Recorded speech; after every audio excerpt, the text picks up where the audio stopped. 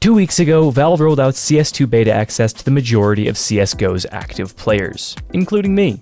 Finally, from playing the game, I can say that I enjoy it a lot. It was very easy to adjust to CS2 from CSGO, at least after a few settings changes. I do of course still have my gripes. The new, more fluid way that the player models move makes fights feel pretty weird in some cases, especially when getting peeked. But that's not what this video is about. I'm sure that a lot of the gameplay will be fixed in time. This video is about the thing that I think that they've absolutely nailed with this update: Inferno.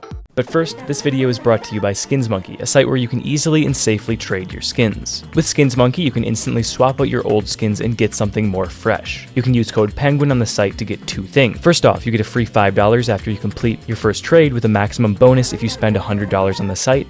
And secondly, you get a 5% bonus when adding balance to the site. Combined with the 30% deposit bonus SkinsMonkey offers already, that's an extra 35% for you to spend. Follow my link in the description or the pinned comment and start trading today.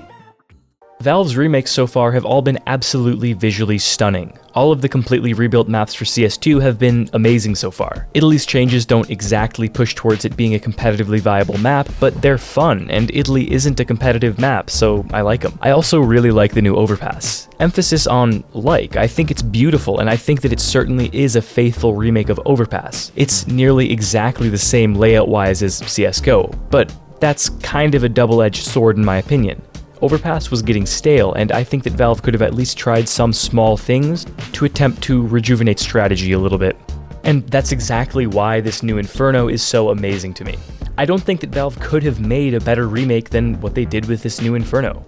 Here's what I mean. Inferno is already one of the best maps in Counter-Strike. The truth is that Valve could have done the same thing that they did with Overpass and keep the map entirely the same, and we would have been happy with it. But Valve decided to smooth the edges of this already amazing map to make it better, and it's that level of dedication to their craft that makes me love this new Inferno. Take Fountain, for example, a seldom held one-off position that can be kind of awkward in CSGO at times, but really isn't an issue. In CS2, they shaved off the sides, and now it is a sheer angle that makes sense to hold and is easy to peek. Let me give to you another example that really proves to me how great this remake is. A common thing to do on Inferno's banana in CSGO is to bounce nades off of the skybox onto the A site. This is something that looks really weird for a newcomer or a spectator, but is completely normal for players. Nobody was really complaining about this, but it was an issue, albeit small. You couldn't open up the skybox entirely, or it would mess with the balance of the map and make it harder for T's to take B. But staying as it is, it looks weird and feels awkward from a playing perspective. In CS2, they fixed both of these issues in one by opening up the skybox fully and adding this construction here to bounce nades off of. The changes on the A site are also very intriguing to me. I like this deeper divot in brackets. The old angle did feel awkward at times. The one change I'm not 100% sold on is the removal of the wall in Graveyard. However, I will admit that this deep cubby angle was not exactly intuitive as it was on old Inferno. They also smoothed out Balcony and removed the weird off-angle standing on the railing. The more interesting change in this area is that they made this jump to RPK and patio way easier. As someone who spent a lot of time practicing this jump in CSGO, I'm very happy that they made it easier, so it's an angle that is accessible to anyone. This does slightly lower the skill ceiling of the map, but to be fair, this angle isn't even all that good, so why not make it available to everyone and not just the small portion of people that can consistently make the old jump? As far as I can tell, that's about it when it comes to the actual layout changes. These changes are good not in spite of being so small, they're so good because they are so minuscule. CS is a game where even the slightest shift of an angle can change the balance of a map. Major changes were not necessary to alter and refresh the feel of Inferno. Graphically, this map is an enormous leap forwards for Counter-Strike. One thing that everyone can agree about CS2 is that it is beautiful. But another thing that I love about this remade Inferno is that it didn't lose the charm that old Inferno had. The main reason that I love this new Inferno is that it has so much flavor hidden in the deep corners of the map. Of course, they still have the nods to the original creator of Inferno, Christopher Audi, but there's so much more. A personal favorite of mine is this old photo of Inferno Village from 1915 that's just a screenshot of the map from CSGO. There's also this script of a play titled Counter-Strike, located in two places that I could find in the map.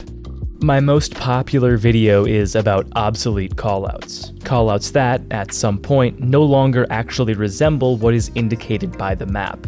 And this remake does in fact grant us a few more of these. However, Valve actually seems to have made an effort to make existing callouts actually make sense still. Coffins, for instance, despite not being an actual coffin, has this sick graffiti here that says coffin. Not always, though. Library just isn't a library anymore in any capacity, and that's fine. For my money, I think obsolete callouts are cool and illustrate our history very well. As I'm sure you guys all know, on the CSGO version of Inferno, there's a monitor that rarely displays the Counter-Strike 1.1 menu. When I first loaded into the CS2 version of Inferno, I checked this hall to see if it was ported over, and to my dismay, this hallway did not include a monitor of any kind. There were a lot of cool things, marble busts that break, paintings that fall, but even after examining every crevice and corner, the Easter egg seems to have been left to the Go version of this map. Or so I thought. It turns out that a similar Easter egg is still present in CS2, just in a different place. In church, in this corner, there's a walled-off room. Behind this door, you find a television playing sounds from CS Source. Bomb's on the ground here. The bomb is down. What's kind of cool about this corner is that this part of church used to be accessible in the original CSGO version of the map. I see this as a passing of the torch moment from CSGO to CS2, and a cherry on top to this already great remake. With this remake, Valve have managed to find a great balance between gameplay and visuals. They managed to make Inferno look and feel like a real place while maintaining the gameplay.